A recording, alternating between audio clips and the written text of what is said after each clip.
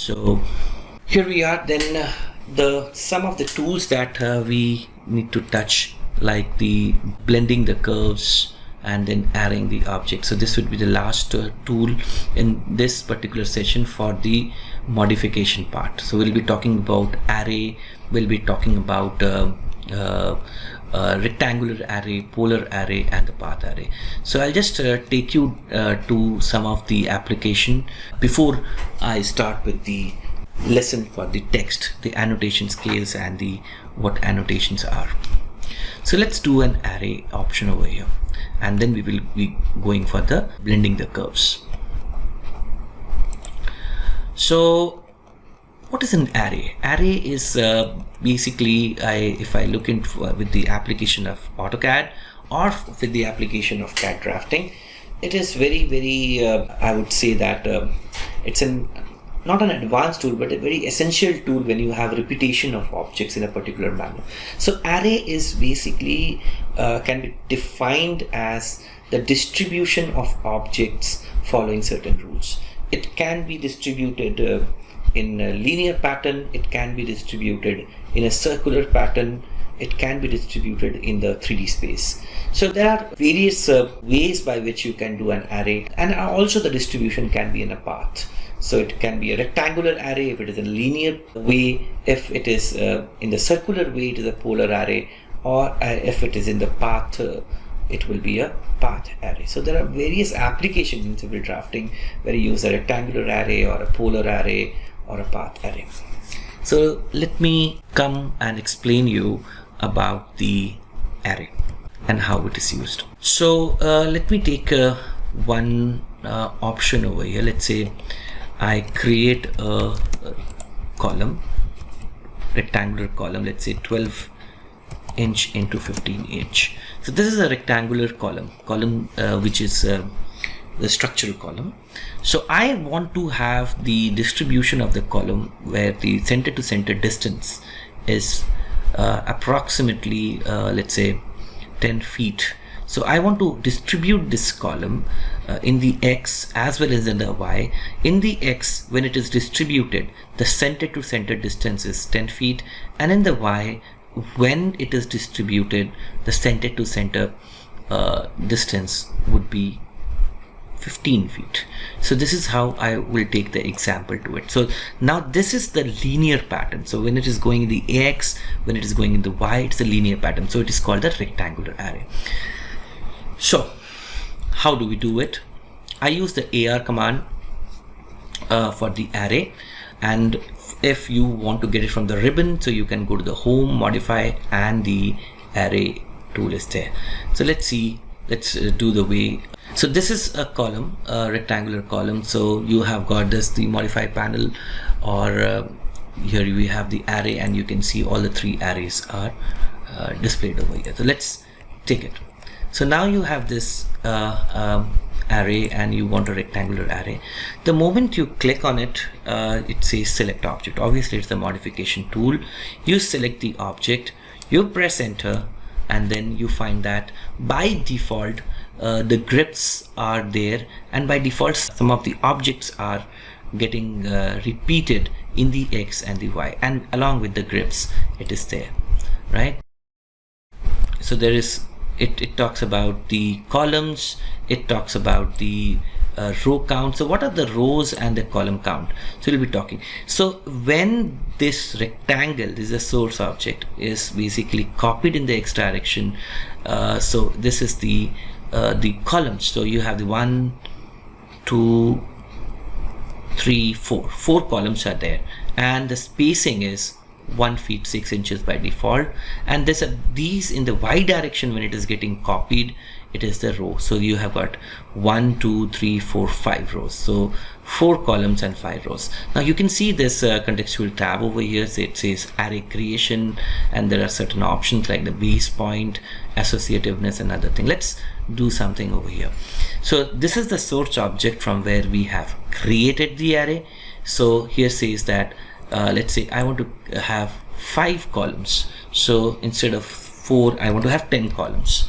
So now you can see 1, the count has increased in the x-axis, and the distance between the column as said that I want to have it in the 10 feet distance.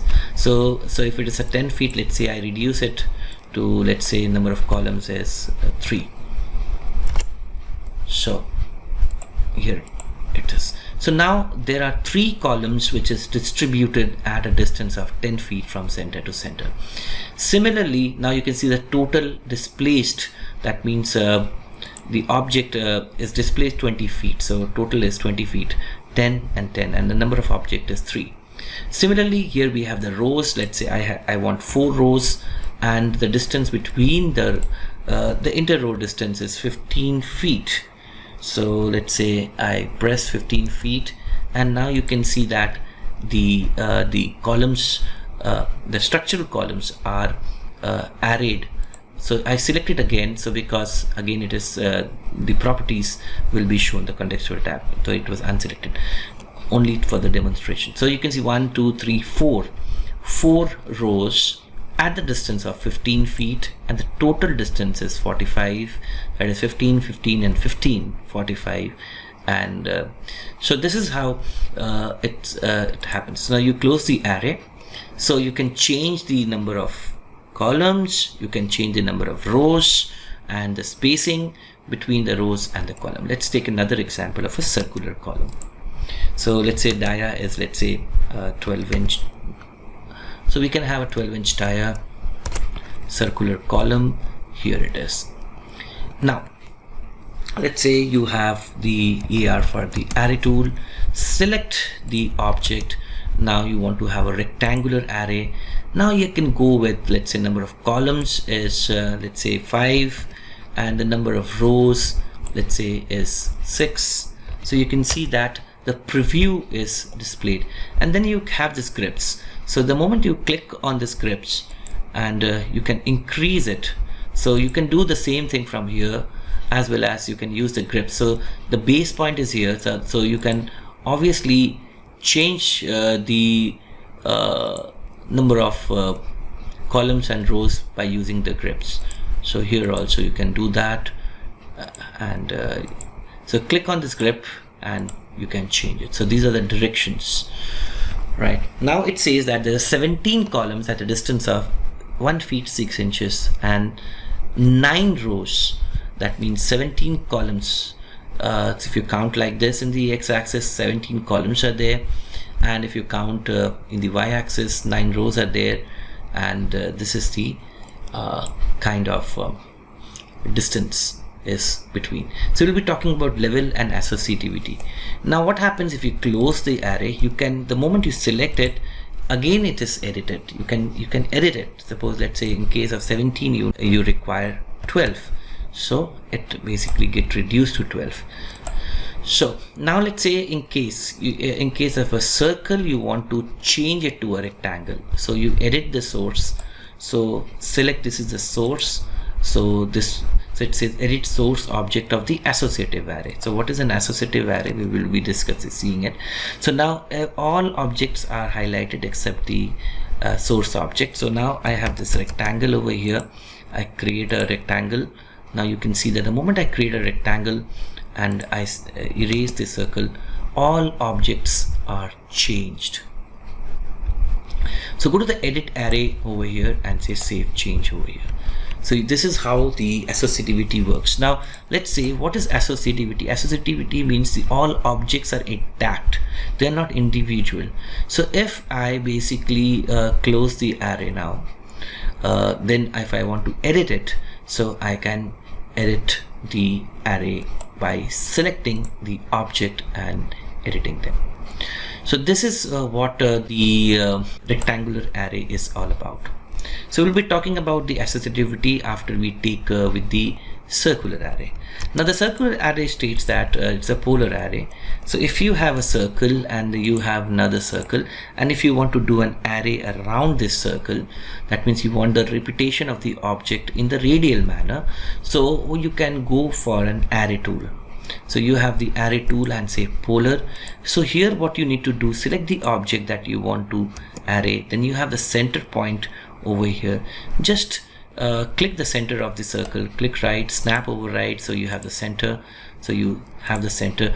Now in the polar array, you can give the number of items. Let's say number of items is, let's say 12, and the angle between the items is, let's say at this moment the total angle is 360. I can have 180 degree, so you can see that what is happening, and the angle between them is 16 right now. So I can change the angle. Let's say I can make it 10, so you will see that the fill angle will change as per the changes that you make. So let's make it 360 degree and see how it works. So this is the array, polar array over here. So you have got 12 items, 30 degree is the angle between each item, and then you can add number of rows. Now what is the number of rows is, let's say if you want to add number 3 rows, so you can see that the object will be also copied in the respective radial directions. So this is what the polar array is supposed to do. Now close the array, right? And then you have we'll be discussing about the associativity and the other things, but let's talk about the third array. Now let's say you have a path, you have an arc over here. So what happens when you use the path array? So you have this arc over here, you have this circle over here. Let me do the circle, a smaller circle over here. And if you want to do a path array, so you can go to the array tool like AR, select the object that you want to array, and then press enter and select the path. So here is the path, and you can see that. So here we have the objects that are done over here. So you can change the distance. Let's say if you want to change the distance to 3 feet, the number of objects will basically reduce, and if you make it 5 feet, so this is how it works. Now what happens, let's say if I increase the path, so the objects will be associated with the particular path. So here basically the path array plays a major role when you have to have a pattern in a particular path, right? For example, if I have a arc and I do another arc from here, and I will join these two arcs, so by the join tool, right? Now I need to have the circle across the path of this particular line or the curve, that is the arc curve. So you have this array tool over here, and then you have select this object, press enter, and you have the path tool over here and select the path. You can see that the object will be aligned to the path that you have selected. Now what happens about the associativity? So close it. Now you can see that the objects are associated because you can modify the array, you can change the distance, you can change, you can reset, you can edit the source, and then you can close the array. Now what happens if it is not associated? So this facility will not be that you're editing, it will not be available if the associativity is not there. So you have the array object and you have the path object, and you can see, and you remove the associativity and close the array. Now each object will be now an individual object. Same would be in the case of a rectangular array, same would be in the case of the polar array. So this is what I wanted to tell about array, and we'll be doing some application in the CAD drafting about the array tool, about how you can use the array tool more efficiently. Now the other command that I thought that I would take it is the blend tool. So if you have a arc like this and if you have another arc like this, and so if you want to blend the curve, so to create the continuity, so you have a select object and you have another select object, you can see that the continuity of the curve is maintained.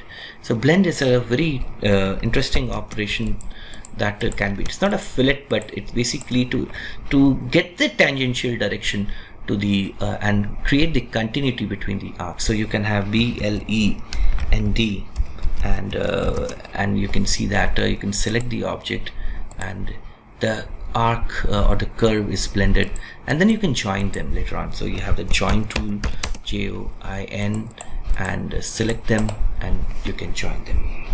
So we are now finished with the agenda of editing objects and the array option. Talked about the polar array, the path array, and how the associativity works. So now in this session, next we will be learning about annotative objects, text, multi-line text, the scales of the text, and so on. Thank you.